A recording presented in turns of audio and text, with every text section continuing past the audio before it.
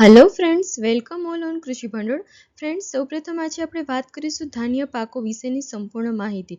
મને તમારી કમેન્ટ્સ આવેલી હતી કે એન્ટેમોલોજી મેડમ સ્ટાર્ટ કરો, પણ એકચ્યુઅલીમાં થયું કેવું કે આપણે એન્ટેમોલોજી સ્ટાર્ટ કરીએ એની પહેલાં આપણને બેઝિક કન્સેપ્ટ તો હરેક પાક વિશેની ડિટેલ્સ ખ્યાલ હોવી જોઈએ. એટલા માટે હવે હું તમને બધા જ પાક વિશેની ડિટેલ્સ કહીશ, ત્યારબાદ આપણે એન્ટેમોલોજી અને પ્લાન્ટ પેથોલોજીને સ્ટાર્ટ કરીશું. ઓકે ફ્રેન્ડ્સ, તો ચલો આજનો આપણે પાક છે ધાન્ય પાક, કે જેમાં આપણે ઘઉંનો પાકની વાત કરીશું. તો એની પહેલાં આપણે શરૂઆત કરીએ એની પહેલાં તમે આપણી ચેનલ કૃષિ ભંડોળને લાઇક કરો, શેર કરો અને સબસ્ક્રાઈબ કરો. તો ફ્રેન્ડ્સ, આપણને ખ્યાલ છે કે ઘઉં કે જે આપણે રોજિંદા જીવનમાં બધા જ યુઝ કરતા હોય છે, અને ભારતમાં સૌથી વધારે ઘઉં અને રાઈસ બંનેનું ઉત્પાદન વધુ થાય છે અને કન્ઝપ્શન વધુ થાય છે. તો ભારતમાં ટોટલ કુલ વાવેતર છે વિસ્તાર કે જેમાં ધાન્ય પાકોનું વાવેતર કરીએ છીએ એ 75% વિસ્તાર છે કે જેમાં આપણે ધાન્ય પાકોનું વાવેતર કરીએ છીએ. કુલ વિસ્તારના 75% ભાગમાં આપણે ધાન્ય પાકોનું વાવેતર કરીએ છીએ, અને ધાન્ય પાકો છે એમાં ઘઉં છે, ચોખા છે, એ મેજોરિટી આપણે કરીએ છીએ. ત્યારબાદ છે કુલ કૃષિ છે એના ઉત્પાદનનું 50% ઉત્પાદન છે એ ઘઉંના પાકમાંથી થાય છે. ત્યારબાદ વાત કરીએ કે ઘઉં કે જે વીટ, તો વીટ છે તો એનું સૌપ્રથમ તો સાયન્ટિફિક નેમ શું છે, તો કે ટ્રિટિકમ એસ્ટિવમ એન્ડ ટ્રિટિકમ ડ્યુરમ. ત્યારબાદ છે કે ઉત્પત્તિ સ્થાન એટલે કે એનું ઓરિજિન શું છે. વીટનું ઓરિજિન તો કે દક્ષિણ પશ્ચિમ એશિયા છે. ઘણી વખત એક્ઝામમાં પૂછાઈ શકે છે કે વીટનું ઓરિજિન ક્યાં છે, રાઈસનું ઓરિજિન કયું છે. તો એવું પૂછાય તો આપણને જોયેલું હોય, આપણે સાંભળેલું હોય, આપણે યાદ રાખ્યું હોય તો આપણને ખ્યાલ આવે. ઓકે, ત્યારબાદ છે ઘઉં, તો કે એની મેજોરિટી શું છે વિશેષતા, તો કે ઘઉં છે એ ભારતમાં કુલ વાવેતર જે આપણે થતું હોય એના 6થા ભાગમાં ઘઉંની માત્ર એક ખેતી થાય છે, એટલે ખૂબ સારા પ્રમાણમાં ઘઉંનું વાવેતર થાય છે એવું આપણે કહી શકીએ.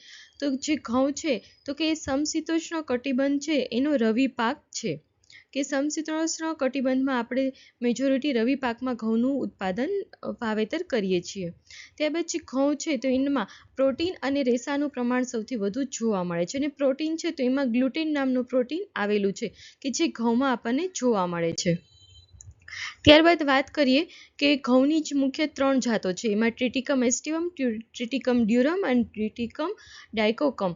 તો એ 3 જે વેરાયટી છે એ ગુજરાતમાં આપણે વાત કરીએ ત્યારબાદ ઘઉંની, તો ગુજરાતમાં કુલ વાવેતર છે એના 90%થી પણ વધારે વિસ્તાર જે છે એમાં આપણે પિયત ઘઉંનું વાવેતર કરીએ છીએ. અને ગુજરાતમાં ભાલ વિસ્તાર છે કે જ્યાં આપણે ભાલિયા ઘઉં જે પ્રખ્યાત છે, અને એ જે ભાલિયા ઘઉં છે એને જીઆઈ ટેગ પણ મળેલો છે 2011ની સાલમાં. ઓકે, એ જે ભાલિયા ઘઉં છે ને આપણે છાસિયા અને દાઉદખા ઘઉં તરીકે પણ ઓળખીએ છીએ. તો આપણને એમ થાય કે ભાલિયા ઘઉં કે જે ભાલ વિસ્તારમાં થાય છે, તો એ ભાલ વિસ્તાર ક્યાં આવેલો છે, તો કે ભાલ વિસ્તાર એ અમદાવાદ છે, સુરેન્દ્રનગર છે, આણંદ છે, એ જે જિલ્લા છે એમાં જે આપણને વિસ્તાર જોવા મળે ત્યાં ભાલિયા ઘઉં સૌથી વધારે પ્રમાણમાં થાય છે. ઓકે, ત્યારબાદ વાત કરીએ કે ઉત્તર પ્રદેશ, તો કે સૌથી વધારે ઘઉંનો પાકનું જે વાવેતર કરવામાં આવતું હોય તો તે ઉત્તર પ્રદેશ છે. પણ ક્યાં આ શું છે, તો કે વાવેતર વિસ્તાર છે એ ઉત્તર પ્રદેશ છે, પરંતુ આપણને એવું પૂછાય કે ઘઉંનો સૌથી વધારે પ્રોડક્શન ક્યાં થાય છે, તો એમાં પંજાબ આવે. ઓકે, ત્યારબાદ છે ઘઉંને ધાન્ય પાકો છે એના રાજા તરીકે ઓળખવામાં આવે છે, અને પંજાબ છે એને ઘઉંનો કોઠાર તરીકે ઓળખવાય છે. ઘઉંનો કોઠાર શા માટે કહે છે, તો કે પંજાબમાં સૌથી વધારે પ્રમાણમાં પુષ્કળ માત્રામાં ઘઉંનું ઉત્પાદન થાય છે. વાવેતર વિસ્તાર વધારે જ ક્યાં છે, તો કે ઉત્તર પ્રદેશમાં છે, પણ ઉત્પાદન જે કહીએ ને એ પંજાબમાં વધુ આપણને જોવા મળે છે. ત્યારબાદ છે ડ્વાર્ફ ઘઉં એટલે વીટ, એટલે કે નાના જે ઘઉં હોય વામન ઘઉં, એના માટે નોરિન 10 જીન છે જે રિસ્પોન્સિબલ છે, કે જે એની હાઇટને ઓછી કરે છે એના માટે. ત્યારબાદ આપણે વાત કરીએ કે કેવી આબોહવાકીય પરિસ્થિતિ હોય કે ત્યારે આપણે ઘઉંનો પાક એ સારી રીતે ઉગે છે, અથવા તો આપણે ઉગાડીએ તો આપણને સારા એવા પ્રમાણમાં પ્રોડક્શન સારું મળે છે. તો એમાં ઘઉંના પાકને છે એ સામાન્ય રીતે ઠંડુ સૂકું વાતાવરણ અનુકૂળ આવતું હોય છે, અને 20થી 30 સેલ્સિયસ જેટલું તાપમાન અને 45થી 75 સેન્ટીમીટરથી વધારે જો વરસાદ પડતો હોય તો એવા વિસ્તારમાં આપણે સારામાં એવો સારો ઘઉંનો પાકનું વાવેતર કરી શકીએ છીએ. અને હવે આપણે વાત કરીએ ઘઉંની કેટલીક જાતો, કે ઘઉંની જાતો છે તો એમાં પિયત વિસ્તારમાં કઈ પ્રકારની જાતો યુઝ થાય છે, બિનપિયત વિસ્તારમાં કેવી જાતો આપણે વાવી શકીએ છીએ, તથા અન્ય અગત્યની કઈ જાત છે તો એની વાત કરીએ. ઓકે, તો સૌપ્રથમ વાત કરીએ કે પિયત વિસ્તાર એટલે કે ઇરિગેટેડ એરિયા જે છે એમાં મેજોરિટી આપણે યુઝ કરીએ છીએ GW 273, ત્યારબાદ GW 451, ત્યારબાદ GW496, GW190, GW332, ત્યારબાદ છે GW173. અને બિનપિયત વિસ્તારની જે જાતો છે એમાં મુખ્યત્વે અરણેજ છે, GW1 છે, GW2 છે કે જે ગુજરાત વીટ, GW એટલે ગુજરાત વીટ. ઓકે. ત્યારબાદ છે અન્ય જાત છે ઘઉંની, એમાં છે સોનાલિકા, સોનારા 63, સોનારા 64 અને GW366 જેવી જાતો જે મેજોરિટી યુઝ થાય છે. ઓકે. ત્યારબાદ છે બીજનો દર, તો કે કેટલા પ્રમાણમાં આપણે બીજ વાવવા જોઈએ પ્રતિ હેક્ટર. તો એમાં જો આપણે સમયસર વાવણી કરવી હોય ઘઉંની તો 120 થી 125 કિલોગ્રામ પ્રતિ હેક્ટર બીજની જરૂરિયાત પડતી હોય છે, પરંતુ જો આપણે થોડી કે મોડી વાવણી કરવી હોય તો 125 થી 150 કિલોગ્રામ પ્રતિ હેક્ટર બીજની જરૂર પડતી હોય છે. ઓકે.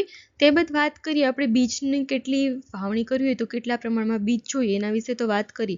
તો હવે વાત કરશું કે બીજની માવજત, તો કે કેવી રીતે આપણે બીજની માવજત કરવી જોઈએ કે જેથી સારા એવા પ્રમાણમાં એ પાક ઉગી નીકળે. જો બિયારણ સારું હોય તો પાક પણ સારો થવાનો છે. ઓકે. તો એઝેટોબેક્ટર એઝોસ્પિરિલિયમ કલ્ચર છે, ત્યારબાદ છે પીએસપી અથવા તો ફોસ્ફેટ કલ્ચર છે કે જે 30 ગ્રામ પ્રતિ કિલોગ્રામ બીજ હોય તેમાં આપણે પટ આપવાનો હોય છે. મતલબ કે 1 કિલોગ્રામ ઘઉંનું બીજ હોય તો એમાં 30 કિલોગ્રામ આપણે આ બધા જે એઝોટોબેક્ટર છે, એઝોસ્પિરિલિયમ કલ્ચર છે અથવા તો પીએસબી છે અથવા તો ફોસ્ફેટ કલ્ચર છે એને 30 ગ્રામ પ્રતિ કિલોગ્રામ યુઝ કરવાનું હોય છે. અને પાકને જો ઉધઈથી આપણે બચાવવું હોય, ઉધઈ ના લાગે તો એના માટે ફિપ્રોનિલ 5% SC દવાનો પટ આપવામાં આવતો હોય છે.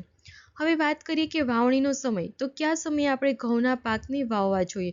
તો ઘઉંના પાકની સમયસર જો આપણે વાવણી કરવી હોય તો 15 થી 25 નવેમ્બર સુધીમાં આપણે વાવણી કરવી જોઈએ. આપણને ખ્યાલ છે રવિ પાક છે એટલે એ ટાઈપમાં થોડી ઠંડી પડવા માંડતી હોય છે, એટલે એ ટાઈમે આપણે 15 થી 25 ડિસેમ્બર સુધીમાં સમયસર વાવણી કરીએ.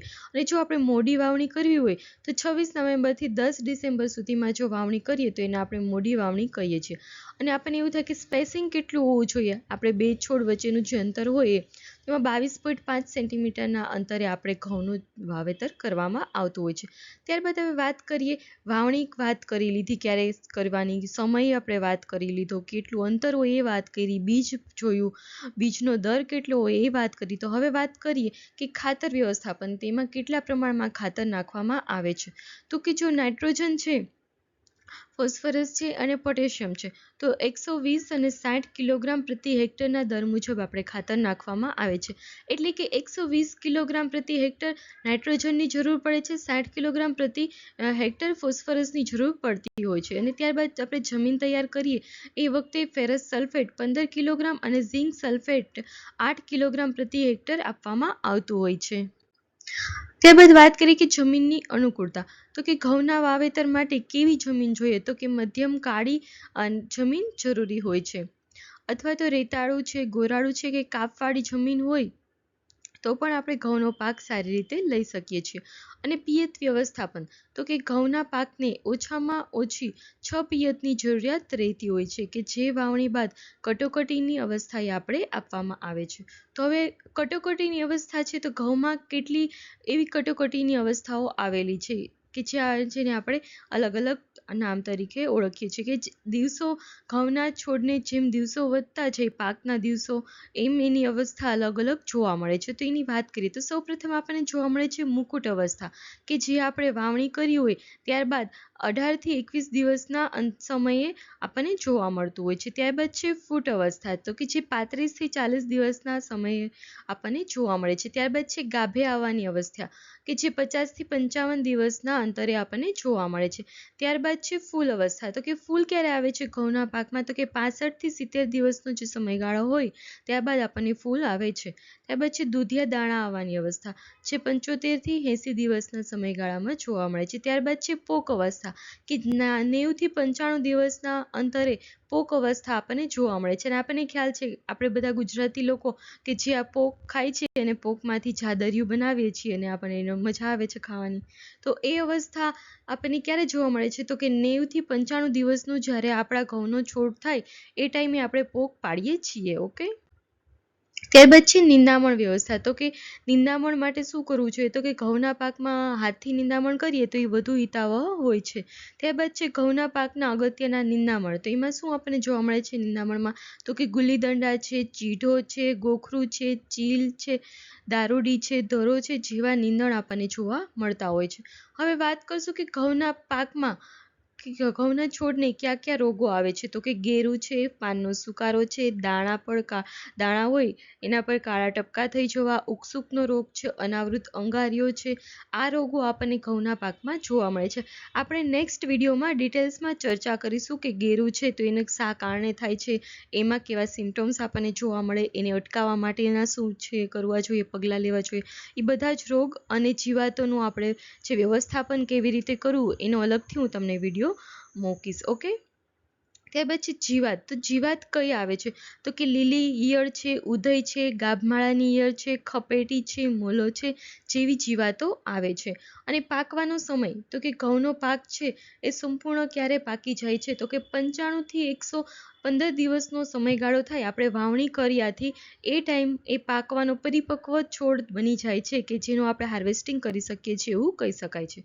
તો હવે વાત આ કરીએ કે ઉત્પાદન. તો ઘઉંના પાકનું ઉત્પાદન કેટલું થાય છે? તો કે જે પિયત જે હોય જે ખેતરમાં એમાં ઘઉં છે એ 4000 થી 5000 કિલોગ્રામ પ્રતિ હેક્ટર હોય છે. ત્યારબાદ છે અપિયત જે ઘઉં હોય એમાં 1400 થી 1600 કિલોગ્રામ પ્રતિ હેક્ટર જોવા મળે છે. હવે વાત કરીએ કાપણી અને સંગ્રહ. તો કે પિયત પાક જે હોય એ 95 થી 115 દિવસના અંતરે એ પરિપક્વ થઈ જાય છે અને અપરિપક્વ અવસ્થાએ પહોંચ્યા બાદ આપણે હાથથી કાપણી કરીએ છીએ અથવા તો થ્રેસરથી દાણા છૂટા પાડીએ છીએ અને અથવા તો કમ્બાઈન હાર્વેસ્ટરનો યુઝ કરીએ તો આપણે કંઈ કાપણી કે લણણી કરવી પડતી, કાપવી નથી પડતું. ઓકે.